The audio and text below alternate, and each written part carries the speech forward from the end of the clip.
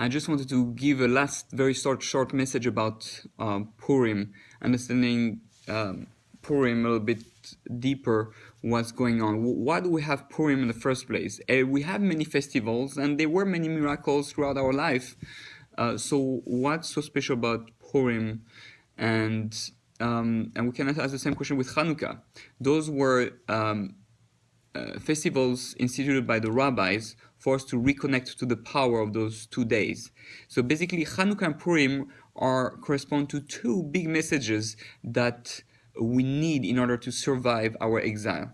As we know, there were the two last festivals, the 7th and the 8th. Purim was the 7th festival, and Chanukah was the 8th festival. So what's interesting is that those two are really coming to tell us how to behave in exile so we'll survive exile. How do we deal with our enemies? How do we deal with the world of darkness? So Chanukah deals basically simply with the fact that sometimes we're gonna have open miracles, but if you want to survive in exile, you gotta be ready to not feel limited by your potential or by the physical. Meaning, there was a little bit of oil, and really we were able to have that oil burn much longer. We were a little army, and that army was able to defeat many. Don't be confused by your smallness, by the smallness of your Jewish people, by the smallness of who you are as a human being. We have tremendous power, we have a soul, and we can do tremendous things. So never feel limited. You are in exile, everything is possible. Don't start counting and be limited in what you can do. So that's the message of Chanukah, and this can lead to open miracles. We know there was clear that there was a miracle, everybody recognized it with the oil and all that, and we saw that. Purim is a different type of message. Purim is the miracles that happen through the hidden of life. If you want to survive exile, you have to be able to look at life and at all the things happening around you, all the events, in a way that you understand it's really is guided by Hashem. Every event has a meaning, everything has a message, everything is directed, orchestrated, and it's up to you to decide how you're going to interpret it, how you're going to take the message, how you're going to use it. Yeah, it might look like many coincidences, but at the end, it's going to get you to the desired result that Hashem wanted. It's up to you to how you want to get there. And that's why Esther had that choice. Do I get involved or do I not get involved? If you don't get involved, Hashem is running the show anyway. Do you want to be part of that involvement? Do you want to be part of redemption, of finishing the exile?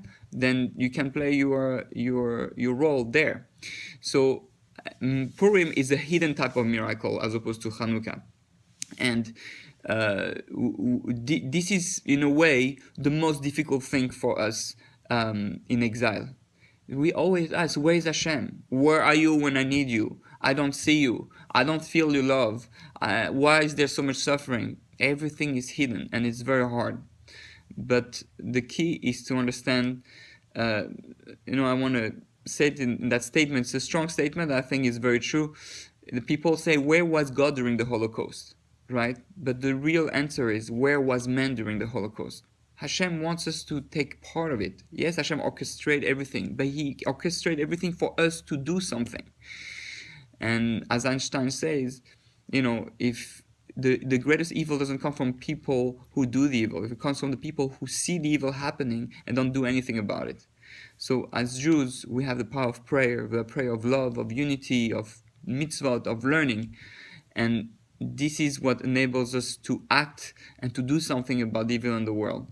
So let us focus on that message this Purim and really understand that, look at the world in a different way. That's why we try to drink a little bit, to loosen the way we perceive things, so we can see that out there everything is a message. Everything is Hashem trying to tell us, come back to Israel, come close to me, be united, love each other.